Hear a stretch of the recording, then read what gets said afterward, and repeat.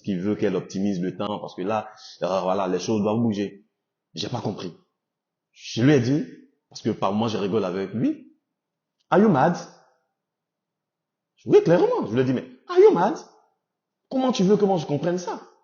Comment tu veux que moi je comprenne ça? Ben effectivement, parce que moi j'avais pas compris. Les amis, aujourd'hui, je vais vous partager des choses très importantes. Des choses vraiment, vraiment importantes que vous devez savoir, des choses que vous devez mettre aussi en pratique. Car je pense que ça peut aider et ça va nous aider. Je vais te parler des choses beaucoup sérieuses.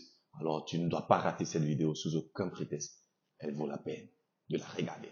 Regarde jusqu'à la fin et tu vas découvrir de quoi il s'agit. Je vais te parler clairement du mindset de l'entrepreneur, du businessman ou même de l'investisseur anglophone. Vous le savez bien, sûrement que vous avez déjà entendu parler. Ils n'ont pas la même manière de voir les choses comme nous. Aujourd'hui, je vais encore te parler de leur mindset. Si tu as bien remarqué, quand tu prends le classement des personnes les plus riches d'Afrique, regarde bien, pas de francophones dans le top 5. Tu sais pourquoi? C'est parce que on n'a pas ce mindset-là. Reste donc jusqu'à la fin de cette vidéo et tu sauras de quoi il s'agit. Go!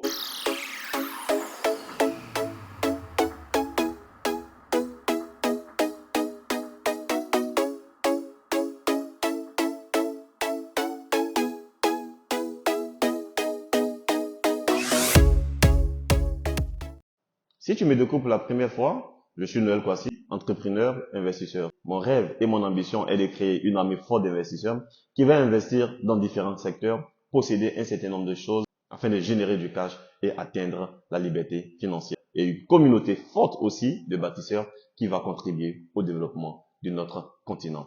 Ici, il faut comprendre que nous parlons de business, nous parlons d'opportunités d'affaires, nous parlons aussi de développement. Alors, si tu partages le même rêve, la même vision que moi, n'hésite surtout pas à t'abonner, liker et partager tout autour de toi pour que cela touche un certain nombre de personnes. Aujourd'hui, je vais te partager 4 éléments. 4 éléments principaux que les anglophones avec les mindset ne font pratiquement pas. Étant investisseur, entrepreneur ou businessman, tu dois écouter attentivement ces 4 éléments. Surtout le quatrième. Oui, j'insiste beaucoup sur le quatrième. Parce qu'à la fin du quatrième élément, si tu continues de faire encore les mêmes choses, alors là, on va t'imposer les mains. C'est parti. Premier élément, ignorer les données et les analyses. Il faut comprendre que les investisseurs ou entrepreneurs anglophones sont très data-driven. Ils basent la plupart du temps leurs décisions sur des données et des résultats fiables. Ils ne font rien au hasard, ils planifient tout, ils analysent tout, ils prennent la peine de pouvoir bien regarder. Ils ne prennent pas des décisions comme ça sur coup de tête. Avant de pouvoir se lancer dans quelque chose, ils prennent la peine de pouvoir regarder d'abord les données, regarder les chiffres, analyser avant de se lancer. Donc, ce sont des choses aussi que nous aussi, nous devons chercher à mettre en place dans nos différentes entreprises, dans nos différents business. On te parle d'un projet où on te dit d'investir dans quelque chose. Il faut prendre la peine d'analyser, d'étudier, de prendre en compte un certain nombre de données, de regarder l'historique même de certaines choses avant de pouvoir t'engager. Je pense que c'est aussi un exemple que nous pouvons bel et bien suivre. Deuxième élément, négliger l'innovation.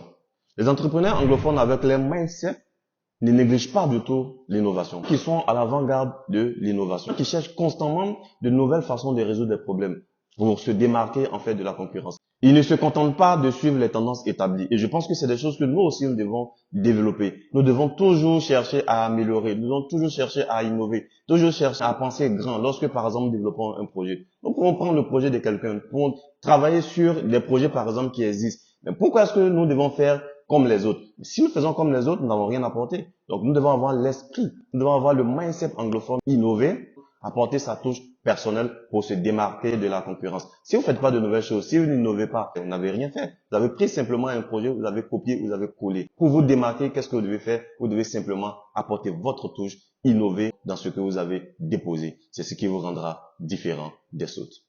Troisième élément, se concentrer sur la stabilité.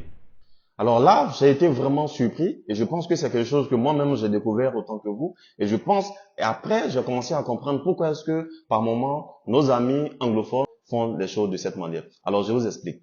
Les anglophones, les entrepreneurs anglophones se concentrent généralement sur la croissance. Ils ne se concentrent pas sur la stabilité. Alors, eux, généralement, ils prennent de très gros risques pour pouvoir faire quelque chose. Vous avez remarqué, comme moi, sûrement, si vous avez des personnes, des anglophones qui sont autour de vous, lorsqu'ils veulent faire un business, ils s'en foutent. Ils prennent le risque.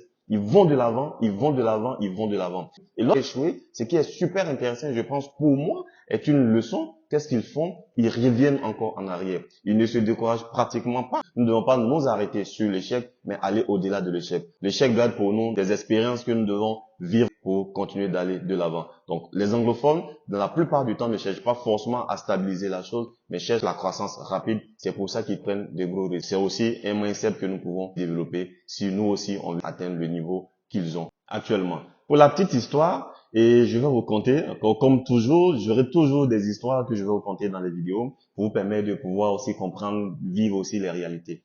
Alors, j'ai un ami très proche, quelqu'un avec qui je travaille dans un business. Nous faisons quasiment tous les jours des transactions, oui, oui, des transactions. Bah voilà. Pour ceux qui me connaissent et savent un peu de quoi il s'agit, nous faisons très souvent des transactions.